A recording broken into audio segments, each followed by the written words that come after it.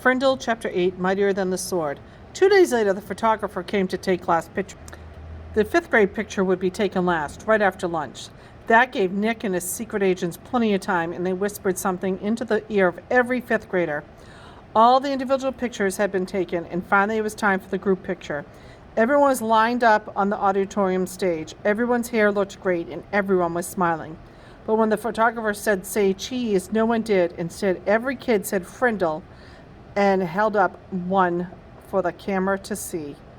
The photographer was out of film, so that shot was the only 5th grade group picture he took.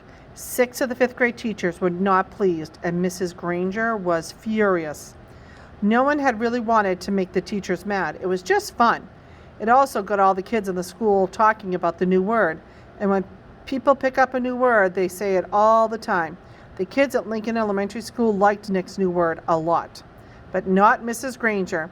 The day after the class picture, she made an announcement to each of her classes, and she posted a notice on the main bulletin board by the office.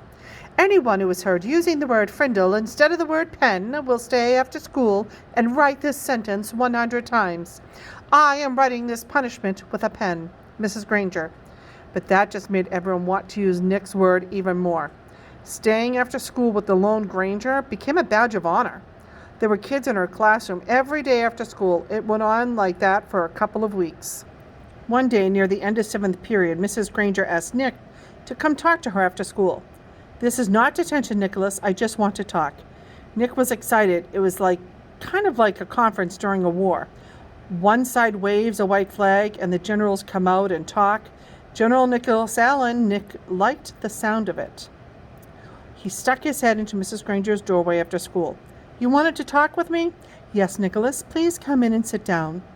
When he was settled, she looked at him and said, "Don't you think this Frindle business has gone far enough? It's just a disruption to the school, don't you think?" Nick swallowed hard. But he said, "I don't think there's anything wrong with it. It's just fun, and it really is a real word. It's not a bad word, just different, and besides, it's how words really change, isn't it? That's what you said." Mrs. Granger sighed. "It is how a word could be made up brand new, I suppose. But the word pen? Should it really be replaced by that other word? The word pen has a long, rich history. It comes from the Latin word for feather, penna. It started to become our word pen because quills made from feathers were some of the first writing tools ever made. It's a word that comes from somewhere. It makes sense, Nicholas." "But Frindle makes just as much sense to me," said Nick. "And after all, didn't somebody just make up the word peanut too?" That got a spark from Mrs. Granger's eyes, but all she said was, "Then you are not going to stop this." And Nick looked her right in the eyes and said, "Well, a bunch of my friends and I took an oath about using the word, and we won't when we have to keep to our promise. And besides, I don't think there's anything wrong with it. I like my word." Nick tried to look brave, like a good general should. "Very well, then. I thought it would end up this way."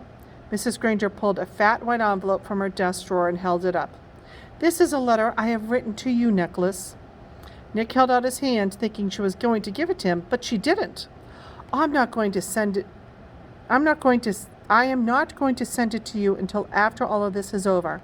I want you to sign your name and put today's date across the back of the envelope. When you read it, whenever that may be, you will know it is the same letter, and I have not made any changes to it." "That's weird," Nick said to himself, but to Mrs. Granger he said, "Sure," and he signed his name in his best cursive and put the date under it. Then Mrs. Granger stood up abruptly and said, "Then that is all for today, Nicholas, and may the best word win." There was a frown on her face, but her eyes were different, almost happy, and Nick was halfway down the hall before it hit him. She likes this war, and she wants to win real bad. Walking to school the next day, Pete had a great idea. "How about we see if we can get every kid in the whole 5th grade to go up ask Mrs. Granger, 'Can I borrow Frindle?'"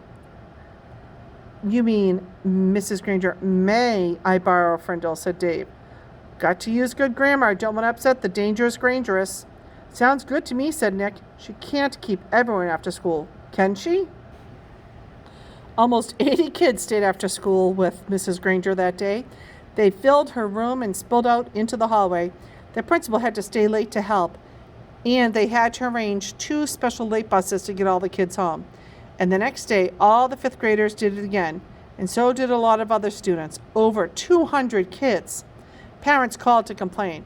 The school bus drivers threatened to go on strike, and then the school board and the superintendent got involved. And about this time, the principal of Lincoln Elementary School paid a little visit to the home of Mr. and Mrs. Allen. She wanted to talk to them about their son, the one in 5th grade, the one named Nick.